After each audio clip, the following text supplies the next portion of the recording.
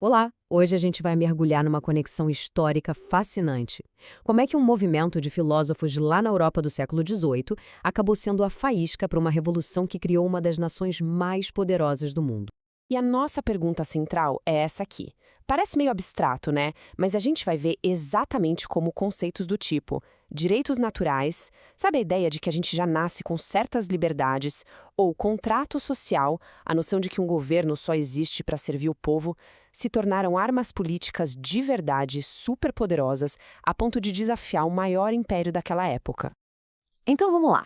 Nosso roteiro está bem claro. A gente começa na origem dessas ideias, depois a gente abre a caixa de ferramentas que elas criaram, vê como a crise na América preparou o terreno e aí o grande momento, quando as ideias viram ação. Depois, a gente acompanha a construção do novo país e termina com uma reflexão bem importante sobre o legado de tudo isso.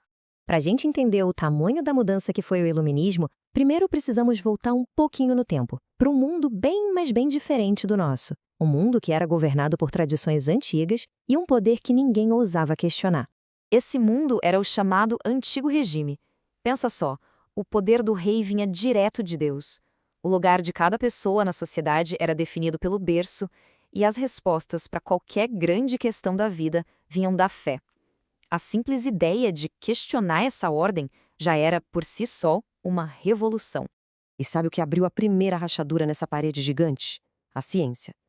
A revolução científica mostrou para as pessoas um jeito totalmente novo de encontrar a verdade.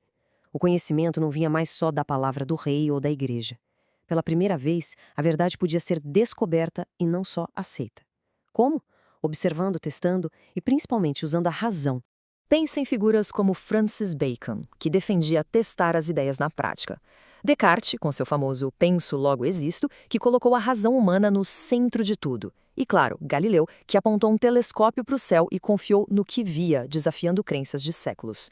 Eles provaram que a nossa razão podia decifrar os segredos do universo. Daí, a pergunta seguinte era quase inevitável. Se a razão serve para explicar o movimento dos planetas, por que não podemos usá-la para organizar e melhorar a sociedade? E essa pergunta nos joga direto no século XVIII, o famoso século das luzes, o iluminismo. Os filósofos dessa época criaram o que a gente pode chamar de uma verdadeira caixa de ferramentas de ideias para consertar o mundo. Agora, olha só que interessante este quadro. Ele resume as ideias que mudaram o jogo. O John Locke disse que todo mundo nasce com direitos que nenhum rei pode tirar: vida, liberdade e propriedade. Isso por si só já implodia a ideia de poder absoluto. O Montesquieu nos deu o projeto de um governo que não vira tirania, dividindo o poder em partes que se fiscalizam.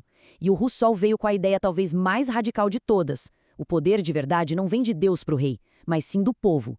Guardem bem esses três nomes e suas ideias, porque eles são a base de tudo o que vai acontecer. Bom, enquanto essas ideias estavam bombando nos salões de Paris e nos cafés de Londres, do outro lado do Atlântico, nas 13 colônias da América do Norte, elas encontraram um terreno incrivelmente fértil para crescer. E a situação lá esquentou muito, mas muito rápido. A Grã-Bretanha tinha acabado de sair de uma guerra caríssima, a Guerra dos 7 Anos, e decidiu que as colônias é que deviam ajudar a pagar a conta. Começaram a criar um monte de impostos, só que os colonos não tinham ninguém para representá-los no parlamento britânico. E cada vez que eles protestavam, a punição da coroa ficava mais dura, até que não teve mais volta e a tensão explodiu em guerra. E esse slogan aqui resume tudo perfeitamente. A briga não era só por dinheiro, entende? Era por um princípio iluminista fundamental, o do consentimento. Os colonos diziam, se a gente não tem representação nesse governo, ele não tem o direito de tirar nosso dinheiro com impostos. A ideia do Rousseau agora estava sendo gritada nas ruas. E isso nos leva ao momento crucial, o ponto de virada, onde a filosofia vira política de verdade. É o momento em que as palavras de um filósofo que já tinha morrido há décadas se tornam a justificativa para criar um país inteiramente novo. E este slide aqui mostra a conexão de um jeito brilhante. Reparem na coluna da esquerda, a ideia de John Locke. Agora, olhem a da direita, o texto de Thomas Jefferson. É quase um eco, não é? Jefferson basicamente pegou a propriedade do Locke e trocou por busca da felicidade, mas a essência, a estrutura da ideia é a mesmíssima.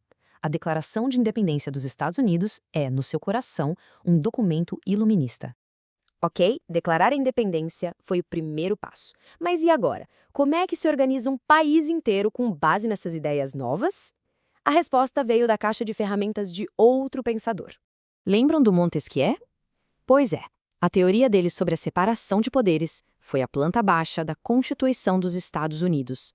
A ideia era simples, mas genial. Em vez de dar todo o poder para uma pessoa só, como um rei, o governo seria dividido em 3 partes: o legislativo, que cria as leis, o executivo, que aplica, e o judiciário, que julga. E o mais importante, cada poder poderia frear os outros. Isso criou um sistema de freios e contrapesos para impedir que qualquer um ficasse forte demais e ameaçasse a liberdade do povo. Então, o ponto central é este. O que nasceu dali foi algo radicalmente novo. Não era uma monarquia, nem uma aristocracia. Era uma república, onde o poder do governo tinha limites e, teoricamente, vinha do povo. Foi a primeira vez que uma nação foi projetada de propósito, usando os princípios da razão e da liberdade do iluminismo. Mas, calma lá. Seria um grande erro a gente parar aqui e pintar um quadro perfeito, porque a aplicação dessas ideias tão bonitas de liberdade e igualdade teve, na vida real, limites muito claros e muito dolorosos. Aquela famosa frase "todos os homens são criados iguais" simplesmente não valia para todo mundo na América de 1776. A escravidão, por exemplo, continuou existindo, o que é uma contradição gigantesca com a ideia de direito à vida e à liberdade. As mulheres foram completamente excluídas da vida política, ou seja, negaram a elas o tal do consentimento. E os povos indígenas foram sistematicamente expulsos de suas terras e privados de seus direitos. Para milhões de pessoas, a revolução foi, na melhor das hipóteses, uma promessa não cumprida. Isso tudo nos deixa com uma pergunta final para a gente refletir. A história dos Estados Unidos e de muitos outros países que se inspiraram neles tem sido uma luta longa e muitas vezes bem difícil para expandir o significado daquelas palavras escritas lá em 1776. Isso mostra que, apesar das ideias poderem sim derrubar reis, a jornada para realizar de verdade os ideais de liberdade e igualdade para todos, bom, essa jornada continua até hoje. Obrigado pela companhia nesta análise.